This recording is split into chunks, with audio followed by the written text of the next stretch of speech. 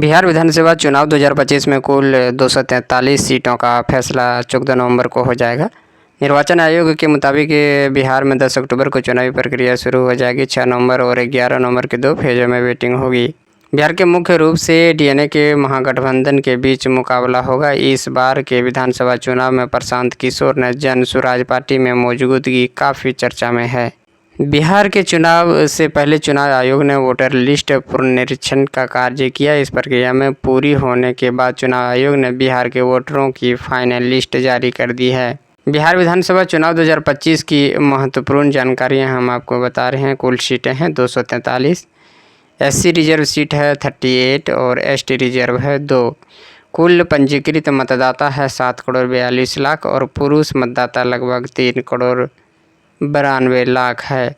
महिला मतदाता लगभग 3.5 करोड़ के आसपास में है। चुनाव की संभावित जो आपका डेट है अक्टूबर नवंबर 2025 में होगी।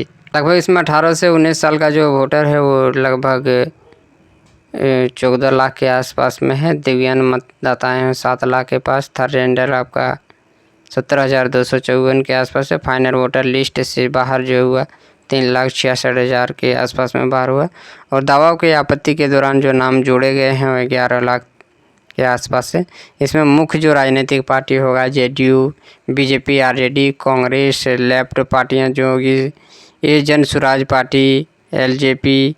और बिहार विधानसभा चुनाव में जो मुख्य बहुत सारे मुद्दे हैं जो लेकर के सामने पहुंच रहे हैं। रोजगार है, बिहार से होने वाले पलायन, इसमें भ्रष्टाचार है, अपराध, सड़क, बिजली, पानी, सबकी बहुत समस्या है। आरक्षण, लोकप्रिय कल्याणकारी योजना, बहुत सारे ऐसे हैं जिनके तहत चुनाव का मुद्दा लेकर के लोगों के पास जा रहे हैं।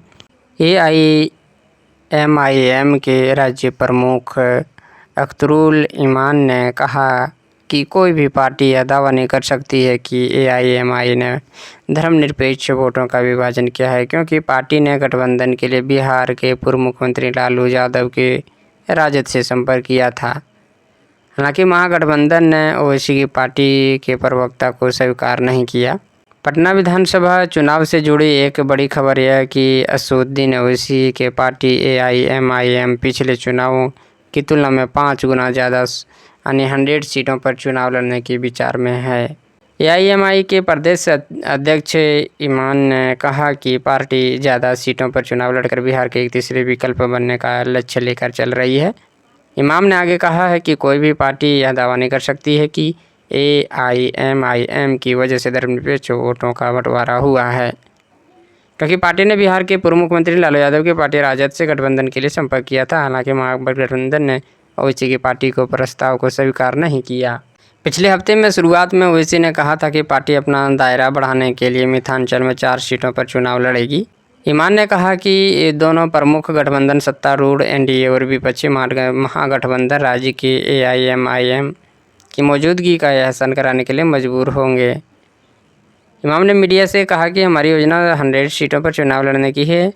NDA और महागठबंधन दोनों की हमारी मौजूदगी का एहसास कराने के लिए मजबूर होना पड़ेगा। उन्होंने आगे कहा कि पार्टी को राज्य से विस्तार करने का अधिकार है, क्योंकि राजद ने सीमांचल क्षेत्र में गठबंधन के लिए प्रस्ताव को अस्वीकार कर दिया है। इमाम ने कहा है कि यह एक सर्वविदित है कि मैंने लालू यादव और तेजस्वी यादव को पत्र लिखकर गठबंधन की इच्छा जताई थी।